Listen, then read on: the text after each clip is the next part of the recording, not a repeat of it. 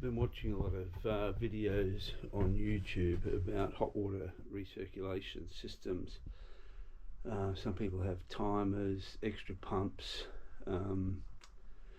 you name it. I think it's actually mandatory that you do it to save fresh water. But my view is they're a little bit overcomplicated. So I did some thinking. This is my plans here. I've obviously got the shower here, which is the shower unit there, and you can see the water, hot and cold water lines running up to it. The sink's going to be on the other side of the van, which is this side here. So shower over there, sink over here, hot water down here.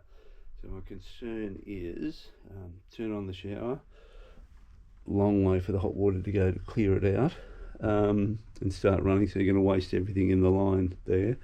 Same over here for the sink.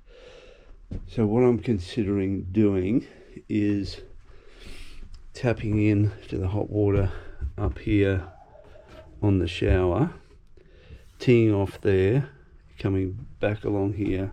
We're going to have to pull the floor up in one section here, run across here up to the sink, but then have a loop going from the sink back down around and to the hot water with a valve on a solenoid valve on a timer, and we'll have a push button in the shower for recirc. And so what my thinking is, and I could be wrong here, so time will tell, what my thinking is, you go to get into the shower, you'll push the recirculation button, it'll open the solenoid, which will be before the pump, right, back into the cold water before the pump.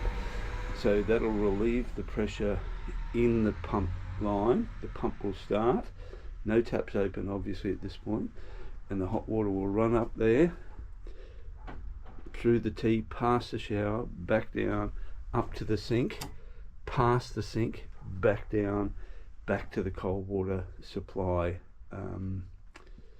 before the pump. So that way it should run around, get all the lines hot, time out. I'm going to put an adjustable timer on there, so I can adjust it if it takes 15 seconds to clear or 10 seconds. Now, I can't see any problems with it. I have to have a check valve on either side so it doesn't push back into the tank. And also, if we pressurise it, it won't run back up the hot water line. But I can't see any flaws in that design. The only issue is if someone opens a tap before it times out, there's going to be very minimal pressure there, I would think. But I just put a placard on the button, say push 15 seconds before having a shower, push 15 seconds before using the sink, something like that. So that's my thinking. So what I'm about to do today is pull off this panel. I'm making this panel here removable.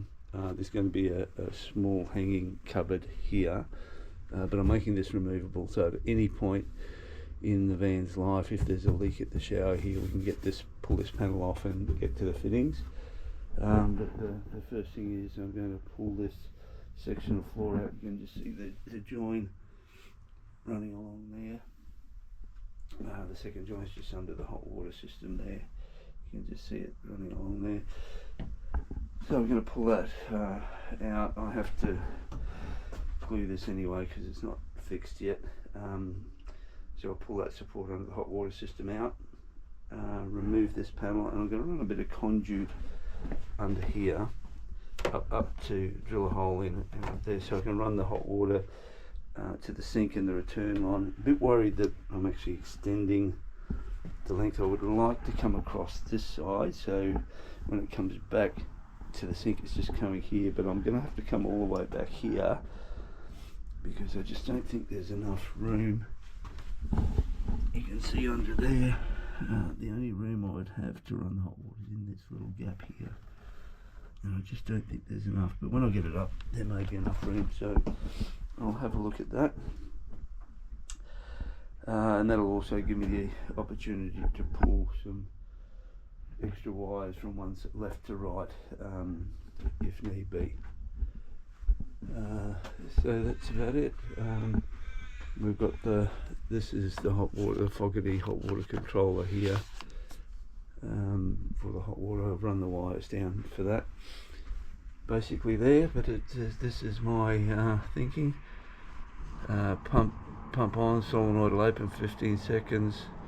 I'm going to have two separate buttons, one at the sink so we can push it to open the bypass valve for 15 seconds or so, and the same for the shower. So that's the plan, so we'll see how that goes.